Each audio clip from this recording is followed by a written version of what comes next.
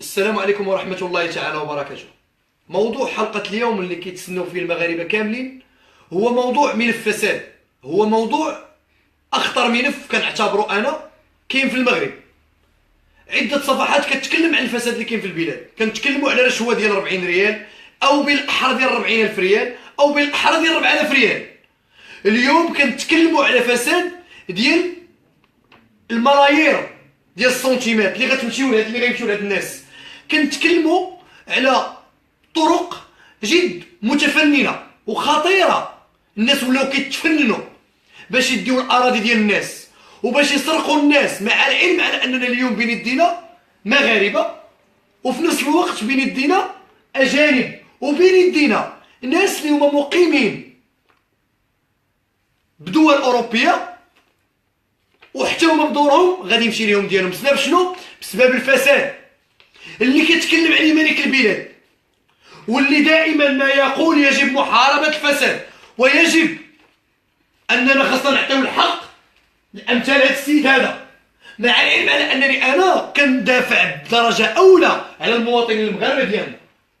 والفضيحة هو من بين هاد المواطنين المغاربة اللي هي وحدة أسر اللي عندهم عائلات، اللي عندهم أبناء اللي سهروا حياتهم كلها باش يسكنوا وليداتهم ويغطيوهم على البرد، ويجي واحد السيد اللي كيقول وكيدعي على انه مقاول ورجل اعمال وشريف، مع العلم على انه يعني الادله اللي بين يدينا اليوم هو ان السيد مبحوث عنه في الانتربول في الدول او بالاحرى الشرطه الدوليه. انا كنبلغ اليوم الدوله المغربيه بواحد الجريمه، ما عرفتش شنو غيكون المصير ديالي. واش المصير ديالي غتسجنوني ولا غتعطوني وسام؟ مع العلم على انني انا ما كنتظرش هذا العمل انني نتخلص عليه. هذا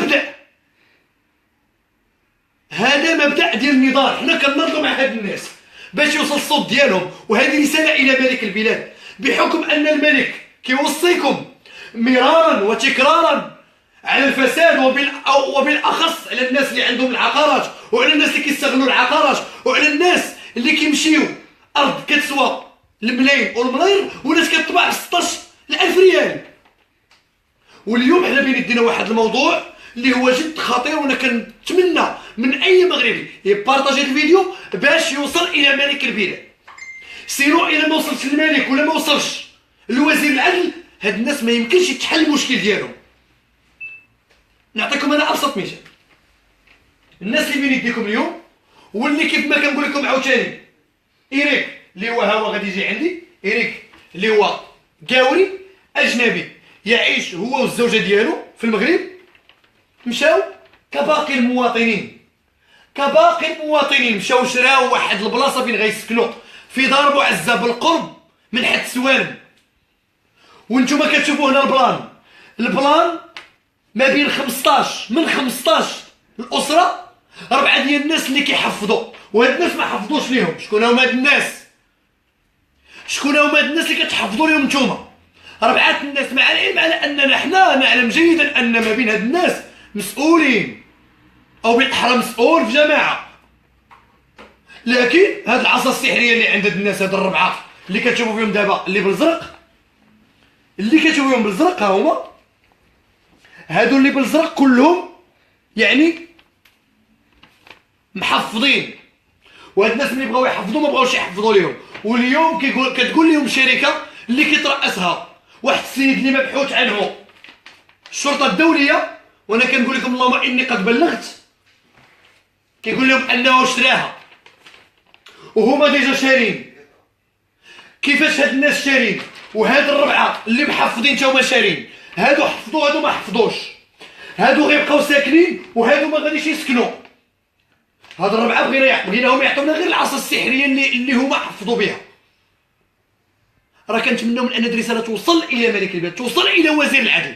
الا كنتو كتكلموا على محاربه الفساد، والا كان الملك البلاد كيقول على انه يجب على المواطن ان يفضح الفساد، ها هو فساد، كلشي بارطاجي، ها هو فساد.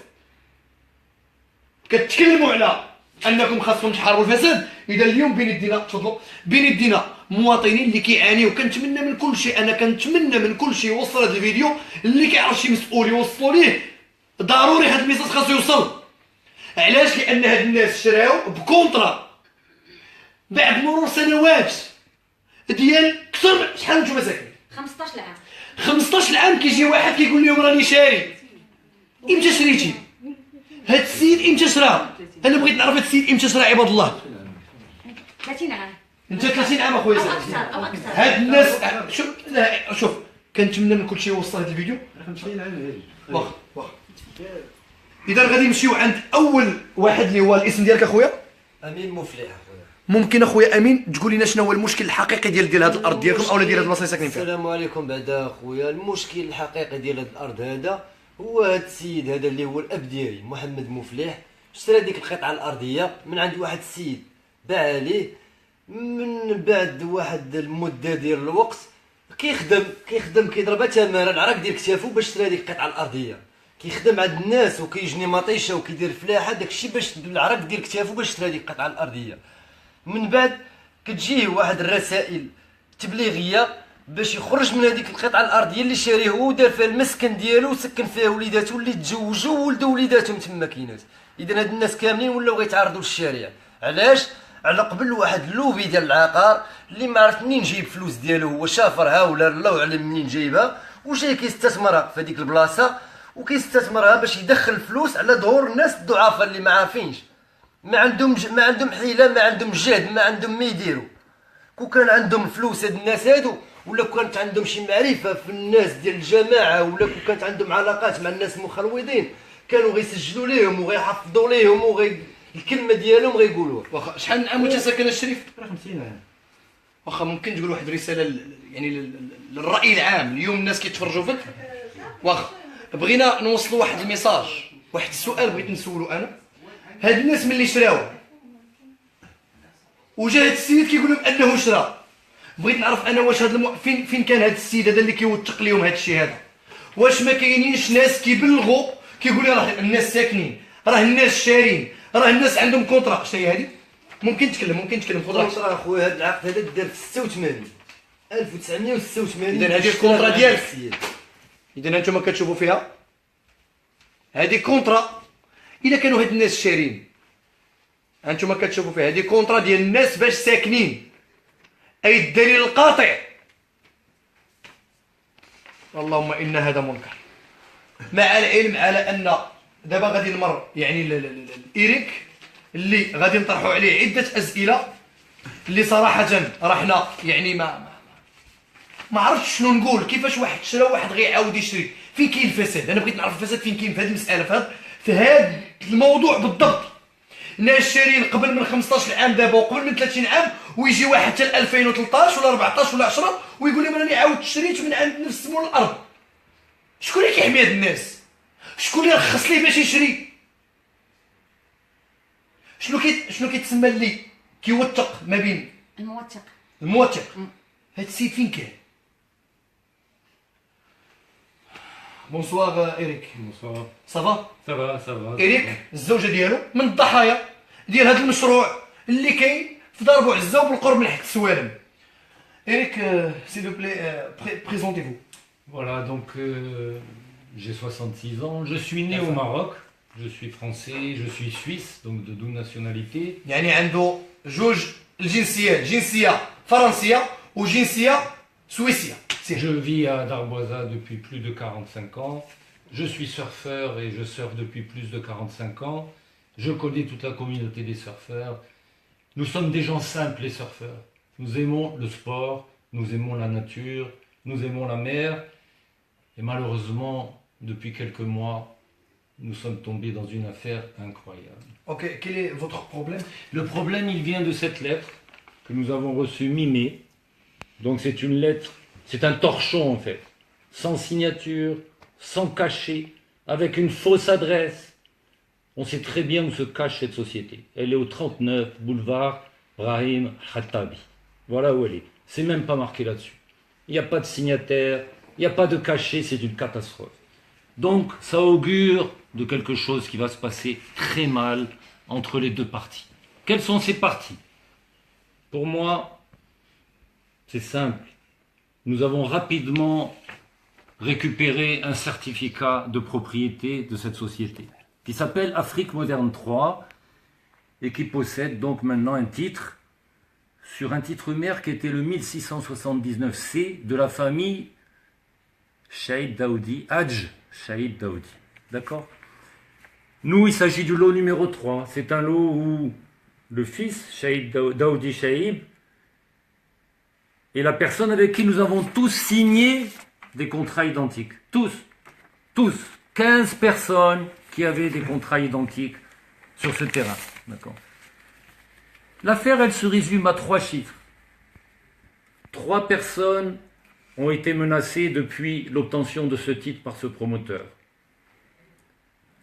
5 personnes, on s'en est rendu compte grâce à un extrait du cadastre, ont réussi à titrer, dont le promoteur. Une personne de la commune, son frère, une personne inconnue sur le terrain, une dame, on ne sait même pas d'où elle vient, et un propriétaire terrien dont la cousine, qui était cousine de feu Shahid Daoudi. Dieu ait son âme. Comment Shahid Daoudi est allé chercher les personnes pour lesquelles il a demandé une réquisition et pour lesquelles il a décidé qu'ils obtiendraient un titre. Comment a-t-il fait ça? Est-ce qu'il a été forcé, contraint? Est-ce qu'on l'a obligé de faire ça? Est-ce qu'il a délibérément fait ça? En se disant, bon, après tout, j'en prends 5 et j'en laisse 11 sur le tapis? On n'a pas compris comment ça s'est fait, mais de toute façon, ça s'est fait de façon mafieuse. Voilà, ouais. C'est ce qu'on peut vous dire. Donc, aujourd'hui, nous avons pris un avocat. On m'a reproché d'avoir pris un avocat. J'ai même reçu une menace téléphonique parce que j'ai pris un avocat. Ouais. Vous avez mis un avocat entre nous. Ça s'est terminé, cet entretien téléphonique, par un « on va vous massacrer ». Les deux. On est où? On est dans le Far West de Darboisa? On est où? Pour qui se prennent ces gens-là? Pour qui se prennent-ils? Ils sont hors de la loi. Pour qui se prennent-ils? Je pose la question. À mon avis, ce sera très bien quand nous irons au tribunal, parce que nous avons énormément de choses à dire. Le plan cadastral, les certificats de propriété, je ne vous donnerai pas les détails maintenant, puisque ce sont nos armes, bien sûr. Exactement. La seule chose, c'est qu'on espère pouvoir se défendre correctement et librement. Voilà. Aujourd'hui, je n'ai pas peur. Si j'ai mis en place un système de vidéosurveillance chez moi, c'est pas parce que j'ai peur. C'est pour pouvoir m'assurer que quand un huissier de justice viendra chez moi, il me donnera réellement la convocation pour le tribunal. Je l'attends, cette convocation. Je l'attends. Et je vous assure que nous allons en découdre. Nous allons en découdre. Nous avons tout ce qu'il faut pour en découdre. Et je suis prêt pour ça. إذا كان ممكن يعني وي حنا ما كرهناش هاد المشاكل تولي تحل يعني بأمور سلمية. بعض الناس كيقول لك على انك تشوه سمعة البلاد ديالك بانها فيها فساد فيها ان اش كتقولوا في الخطاب ديال الملك اللي كيقول انه كاين فساد؟ الا كنتي جيتي بغيتي تتهم الصفحة او تتهم عبد ربيه ف الملك ديال البلاد كيقول انه كاين فساد. نعم. الملك يشهد بان هناك فساد تجاه الاجانب واتجاه المواطنين في الادارات في العقارات في جميع المجالات. وتجيو تهمونا حنا وتجيو تقول انا كنديرو الفتنه والناس كتشفر في الملايين وكتستغل الملايير ديال الناس والفيلات ديال الناس والبرارك ديال الناس. راه الدين ديالنا راه هو الديمقراطيه. راه الا كان شي دين في هاد البلاد راه كنتكلموا على المساواة، على العدل، على الكرامه، على الحق. الحق هو ما تديش جدريان اليهودي او نصراني او مغربي يكون كيف ما بغات تكون الديانه ديالو، ما نسرقش ما نشفرش مادام ان هاد الناس باقيين كيتواجدوا في المغرب. الا انني كنقول يعني كنتحمل مسؤوليتي. هاد الناس ما كيخافوا لا من الشعب ولا من الخطاب الملكي ولا من الله سبحانه وتعالى. ما كيخافوا من حتى شي واحد. بغينا نعرفوا اليوم شكون اللي كيحميهم. واحد مبحوث عليه في الانتربول، داير جريمه كبيره، الشرطه الدوليه كتقلب عليه، ويجي للمغرب ويتحمى من طرف رموز الفساد اللي ما عرفناهمش لحد الان، واللي كنتمناو من المجلس الاعلى هو اللي يعرفهم. واش انا كنتكلم على هذا الموضوع كوني انني باغي نتكلم عليه، ولكن الظرفيه والزمنيه وهاد الناس والمبدا ديال الفقر وديال الكرامه ديال المواطنين ما غتخليناش نسكتوا وغنتكلموا. وفي هذه اللحظه الزوجه ديال إيريك اللي هو اجنبي اللي عنده جنسيه فرنسيه وجنسيه سويسيه، هاد السيد اللي ولا كيقول لكم فين غيمشي هو ولادو، فين بغيتو يمشي هو ولادو. السلام عليكم. غتشرحي لينا شنو قال الراجل ديالك يعني بالحرف. نعم. السلام عليكم، كنحييكم كاملين وكنتمنى انكم تتابعونا وتعيشوا معنا هذه الفضيحه اللي كنعتبرها انا من اكثر الفضائح ديال مافيا العقار اللي كتعرفها دار بوعزه. هذه المنطقه اللي اصبحت محظوره على الصحافه، حتى الصحافه ما كتكلمش عليها، لان دوك الحوايج اللي كيطراو في دار بوعزه خطيره بزاف. من يحمي الفساد في دار بوعزه؟ من هذا المنبر كنوجه رساله لاعلى سلطه في البلاد، من يحمي الفساد في دار بوعزه؟ الصحافه ممنوعه، الكل ما يقدرش يتكلم على دار بوعزه، ولا تكلم المصير ديالو كيكون هو السجن. انا كنقولها، حنايا 15 اسره غنتعرضوا للتشرد، غادي نخرجوا من ديورنا بلادنا، غنخرجوا من ديك الحياه اللي كنا كنعيشوا فيها بسبب 4 ديال الناس اللي هما شجلوا، واحد خدام في الجماعه وواحد صاحب صحافه مشهوره، صحفي عنده جريده يوميه مشهوره. انا كنحيي من هذا المنبر وكنطلب من الناس الاحرار باش يوقفوا معنا، حيت هذا السيد ولا كيتهمنا، تيقول لنا غادي نخرجكم. هذا السيد البروموتور كيتهمنا وكيقول لنا غنخرجكم من ديوركم وسيروا فين ما بغيتوا. انا فوق القانون، انا فوق القانون، وكيحميوني ناس عندهم سلطه نافذه. فين حنا عايشين؟ في غابه. هل احنا ماشي بشر؟ معنا الشيخ، معنا الطفل، معنا النصارى، معنا الاجانب، معنا لي زيميغري. انا الصوت ديالي بغيت يوصل لاعلى سلطه، كنادي جلاله الملك يدخل على هذا الخط، لان هذه مصيبه، هذه كارثه عظمى. فين حنا عايشين؟ اش غيقول هذا الراجل علينا؟ اش غيقولوا الاجانب علينا؟ فين وصلنا؟ من يحمي الفساد في دار بوعزه؟ كارثه عظمى، كارثه عظمى. الجماعه كنمشيو ليها ما كتعطيناش وقت، المحافظه كنمشيو ليها كتقول لنا هذا الدوسي مازال ما خرجت فيه حتى شي حاجه، حتى الدومين مشينا ليه كيقول لنا ما كاين حتى شي حاجه. بغينا نفهموا شكون اللي حاكم في هذيك المدينه، هو في ذاك الاقليم، شكون اللي كيحكم في اقليم دار بوعزه؟ هادشي بزاف. لقد بلغ السيل الزبا، لقد بلغ السيل الزبا، هادشي بزاف. خاصنا نعرفوا شكون اللي مسير هذا الاقليم. ومن هنا كننادي المنظمات الحقوقيه وكننادي الصحافه النزيهه صاحبه القلم الحر باش تدخل على الخط، لان هذه كارثه، وكنتمنى باش الناس كلهم يوقفوا معنا. والسلام عليكم. تفضل اختي، ممكن تقولي المشكل ديالك؟ السلام عليكم خويا. المشكل ديالي انا هو الزوج ديالي شرا واحد القطعه ارضيه من عند عمو وبنى عليها فيلا.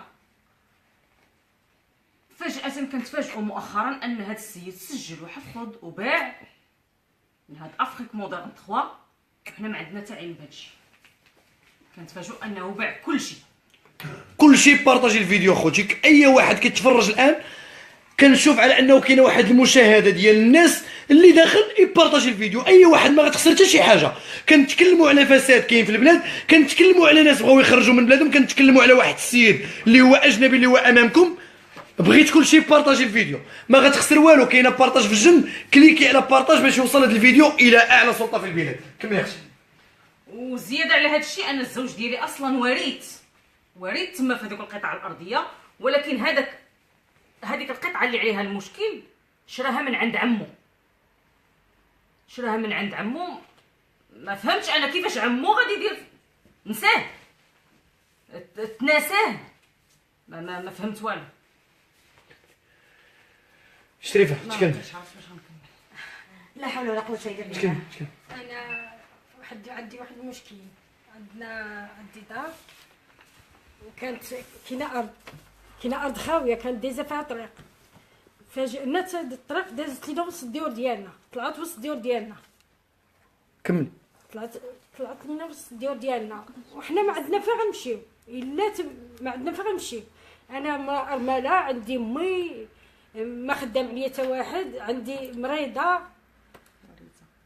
انا وارثه ماشي وارثه في تما، فهاديك وارثه على جدي، على با، على كلشي. ودابا دوزو طريق، قال لك هذيك الطريق راه غتحيدكم كلشي من تما، صافي غتحيد كلشي، ما يبقى حتى واحد تما. ممكن دابا توقفوا. غادي نوجهوا اخر رساله وليكن في علمكم على ان ماشي هذا الميساج الاول، بل ما هي الا بدايه ديال النهايه ديال هاد الناس. انا كنعاود نقول هذه بدايه ديال النهايه ديال هاد الناس، وكيف موقفنا في عده مشاكل اللي كانت فيها فساد كبير ووصلت باذن الله غنبقاو في هذا المشكل. الا ما وصلش هذا الفيديو غيوصل الثاني، ولا ما وصلش الثاني غيوصل الثالث، وإلا ما وصلش الثالث غيوصل للرابع. علاش؟ لان هذا الشيء واضح، هذا الشيء واضح، مع العلم على انني كنسول سؤال اخير: كيفاش هادو ما حفظوش وهاد الربعه حفظوا عباد الله اللي بالزرق محفظين؟ مع العلم ان كل شيء شاري بحال بحال في نفس الكونطرا شاري كونترا، عند نفس كل شيء الشخص، شاري بحال بحال، وبنفس الكونطرا. كل شيء شاري نفس الشلام، شاري. بغينا نعرفوا هذا السيد اللي جا اليوم كيقول لهم على انه هو مقاول وكذا وكذا، منين جاب عباد الله هاد؟ منين؟ كيفاش تشراها؟ شكون رخص ليه؟ كيف يعقل ان الارض مالك البلاد؟ ديما كنرجع لملك البلاد. علاش؟ لان ملك البلاد قال على ان الارض خاصها تباع بالقيمه الشرائيه ديالها. دابا ارض كتسوى مليار كيجي مفسد كتولي تباع ب 600 درهم للمترو، كتولي تباع ب 300 درهم. علاش؟ لان الناس كيخلعوهم بالقانون المزيف وكيخلعوهم، والناس فقراء ضعفاء ما كيعرفوش القانون، اوتوماتيكمون كيحاولوا يخرجوا وكيخليو داكشي. اذا كيف ما قالت الاخت: من يحمي الفساد بضرب عزه. كونوا متاكدين على ان ضرب عزه هذا الملف الاول اللي غنتكلموا عليه، مع العلم على ان كنعتبروا الملف الثاني، لانني تكلمت على الملف الاول مده هذه وما بغيتوش تحركوا. علاش؟ لان ما كاينش شي حاجه سميتها. نعم، منطقه محظوره، الصحافه ما كتدخلش. كنتمنى من كاع الصفحات الحره اللي بغات الحق انها توصل هذا الميساج. حنا ما كنطالبوا بحتى شي حاجه، ياك كتقولوا بغيتوا الحق، بغينا الحق. هاد الناس شارين بكونطرات، علاش يجي واحد اخر يبغي يخرجهم؟ الا هو شرا ارض بشي حوايج مزوره الله اعلم، الا شراها بوراق اللي هما فعلا حقيقيين، راه الواقع كيكذب هادشي، راه الواقع كيكذب هادشي. كيفاش تم التسجيل والتحفيظ وحنا فوق من هاد الارض؟ حنا عندنا بنايات كيفاش ساكنين، حنايا حنا ساكنين وتم التسجيل والتحفيظ وحنا كاينين، حنا كاينين وما جانا حتى علم بما راه هاد الارض كتسجل وكتحفظ، حتى حاجه ما جات. قال لك شاري خاوي. هذه رساله للنوطير المحلف، النوطير المحلف اللي عطي قسم وكيقول: اقسم بالله العلي العظيم ان اقول الحق، واقسم بالله العلي العظيم ان امارس مهنتي تجاه هذا الشعب. فين هو النوطير؟ حنا اليوم بغينا نعرفوا شكون هو النوطير، واش عندكم الاسم ديال النوطير اللي سجل معاهم؟ اذا هذا النوطير بغينا نسولوه سؤال: كيفاش قدرتي تدوز الارض لهاد الناس وما تقولش لهم على ان كاينين وحدين اخرين اللي شارين بكونطرات؟ عطوني الكونطرات ديالكم. الكونطرات بغيتهم، الكونطرات ها هي كونطرا، نفس الكونطرا، نفس ها هي الكونطرا عباد الله، ها كونطرا لو كونطرا، وي فوالا سي سا. ها الكونطرا تاع عباد الله ديال الناس شارين ب 15 عام ويجي واحد اكثر كاين 30 عام 40 عام. شحال من عام؟ من 86. ما بقاش فيكم هذا الراجل، قربي لي عند هذا الراجل، ما بقاش فيكم هذا السيد بغيتو تشردوه. دخلت عليك بالله اخويا في الخطاب الملكي الاخير ديال عيد العرش، سيدنا قال راه بحال اللي شيد سد، بحال اللي حفر بير. اذا هذا السيد هذا راه 30 عام باش بنى هذيك الدار باش يسكن فيها هو ووليداته. بغيتو يقول واحد الرساله نفس بحال هذاك اللي غيدير مشروع، غير هو هذا داير هذاك الشيء حلال برزقه وكتافه. ماشي مع عباد الله السيد مريض، مع العلم على انه مريض وبغيتو تخرجوه من راه لا. اللهم ان هذا منكر، اللهم ان هذا منكر، اللهم ان هذا منكر. هذه الرساله ما بغيناش تكون خاويه، ما بغيناش نتكلموا من اجل الكلام، بغينا هذه الرساله توصل. راه حنا ما كنتحداوش شي واحد، راه حنا ماشي ضد شي واحد، راه هذا السيد اللي شرا ماشي ضده، ولكن هو مبحوث عنه في الدول كلها. راه دخلنا ندير راه في الانتربول عباد الله.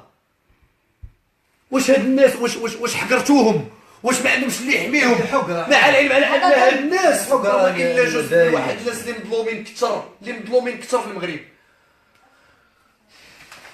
إيريك غادي نرجعوا لإيريك اللي هو أجنبي. سي كي فوتر ميساج؟ Moi, j'espère que nous allons pouvoir nous défendre, tout simplement. Parce que si nous nous défendons, nous gagnerons. Donc j'espère qu'on va nous laisser ممكن تقول لي nous défendre correctement au tribunal.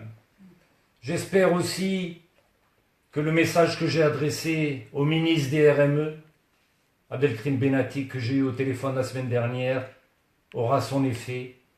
C'est un message documenté qui lui permettra de comprendre la situation, parce que sur ce terrain, il y a des MRE, bien sûr, qui sont floués aussi. Il y a un Français, mais il y a aussi des MRE, et il y a beaucoup de Marocains. Voilà. اخر ميساج ليا، انا راه ما عمرني غنقدر نحبس، ما عمرني غنقدر نسكت. هذا ميساج بغيت نوصلو للمسؤولين. راه ما غنقدروش يجي شي نهار ونسكتوا وما ننصروش الضعفاء والفقراء ولو يكونوا اغنياء. فين كاين المشكل؟ المشكل ماشي مشكل فقر او غنى، مشكل ظلم. الناس باقا كتظلم في المغرب، الناس باقا كتطلب حقها، والاستيلاء على املاك الغير كيف ما قالت السيده، والاستيلاء على املاك الاجانب. وهنا السؤال المطروح هو فين كان النطير، وفين كانوا الناس المسؤولين ديال الجماعه، وفين كانوا المسؤولين ديال المحافظه، وفين كان هذا السيد اللي باغي يشري؟ كيفاش علاش ما كيخرجوش؟ كيفاش تم البيع؟ كيفاش هاد السيد جا شرا؟ هاد الناس فوق شكون اللي رخص ليه؟ شكون اللي مهد ليه؟ شكون اللي عطاه الطريق؟ شكون اللي كيتحدى الخطاب الملكي؟ شكون كيتحدى الخطاب الملكي؟ واش الفقراء المواطنين اللي كيعانيو ولا هما لا مسؤول؟ اللهم ان هذا لمنكر. كنتمنى اي واحد يبارطاجي الفيديو. اتكلم بحرقه، ماشي على القاوري ولا على المغربي ولا على السيد اللي مقيم في المغرب واللي كان عايش في كندا. كنتكلم على الظلم ظلمات يوم القيامه. الله سبحانه وتعالى قال في واحد الحديث قدسي: اني حرمت الظلم على نفسي وجعلته بينكم محرما. ويجي واحد السيد اللي هو كيدعي انه شريف يجي يبدا يشفر في الناس ويبداو يرخصوا للناس اللي يكون في علمكم على ان بعض الاراضي اللي تما بداو كيتباعوا ثمن بخس، ثمن بخس 600 درهم 300 درهم 500 درهم. وبزم الناس راه ما عمرنا غنسكتو. كنتمنى من اي مغربي بارطاجي. وانا كنقول راه حنا رجعنا لمحاربه المفسدين ورجعنا لمحاربه الفساد، وكنتحدى اي مسؤول اليوم يهبط وينزل ويشوف هذا المشكل، مع العلم على ان الرساله ما كانت حتى شي مسؤول. هذا ميساج كان الى جلاله الملك اللي كان نعترفوا على انه هذا الميساج باذن الله غادي يوصلوا وغادي يحلوا. اخر ميساج إيريك. En fait, Marocains, Français, Suisses, RME, on est tous, et c'est là la grande garantie au Maroc, traités de la même façon. Pourquoi? Parce que Sa Majesté garantit cette équité. Il garantit que tous les résidents, tous les habitants du Maroc seront traités de la même façon. Et c'est pour ça que j'ai confiance. J'ai confiance parce qu'il a mis en place des instances, justement, comme ce ministère des MRE, qui permettent de défendre désormais les citoyens sur toutes ces agressions qui sont insupportables. Et voilà pourquoi j'ai confiance. فوالا انا كنوجه واحد الرساله. بغيت كاع الناس اللي مضطرين وكاع الناس اللي عايشين نفس القضيه ديالنا ينوضوا يتحركوا، ما يبقاوش ساكتين، حيت بحال هاد الناس بقاو. انا كنوجه واحد النداء وكنقول دوك الناس اللي شجعوا حفظوا انهم فشلوا حفظوا واستعملوا السلطه وكيدعيو النفوذ وكيهددونا دابا وكيقولوا لنا قادرين نخرجوكم بدون سابق انذار، وكيعتبرونا اننا حيوانات او حشرات بالنسبه لهم. كنقول لهم يا داك المسؤول اللي في الجماعه ويا داك الصحفي في الجريده الوطنيه والاخر اللي سجل ما عرفتش شنو الاسم ديالو، وديك السيده اللي سجلات ارض فارغه بدون بنايات، كنقول لكم اننا بيننا وبينكم الله ان شاء الله. وكناشد المسؤولين واصحاب السلطه وجلاله الملك ان يتدخل في هذا الخط، لان حتى واحد ما قدر يحل هذه القضيه. الملف ديال دار بوعزه اسخن ملف في المغرب، ما كاينش شي واحد كيقدر يحلو. كنقولها ونعاودها، الصحافه محظوره في دار بوعزه، ومن يحمي الفساد في دار بوعزه. والتحيه. قولي اخر رساله.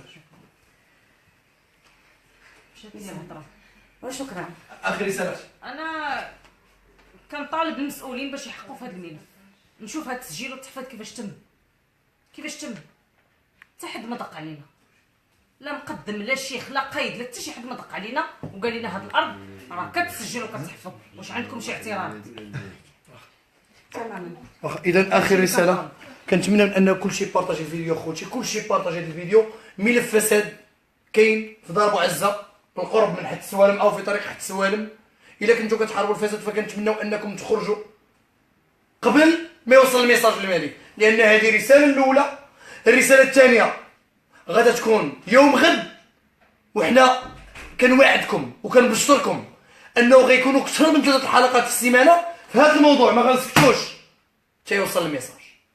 الا ما وصلش اليوم غيوصل غدا، وإلا ما وصلش غدا غيوصل بعد غدا. وانا عارف ومتاكد مليار في المية ان الميساج لهاد الناس غيوصل. كلشي بارطاجي الفيديو. من يحمي الفساد في البلاد؟ الشعب كيموت. السلام عليكم ورحمه الله وبركاته. وحنا ما غنتنازلوش على الحق ديالنا.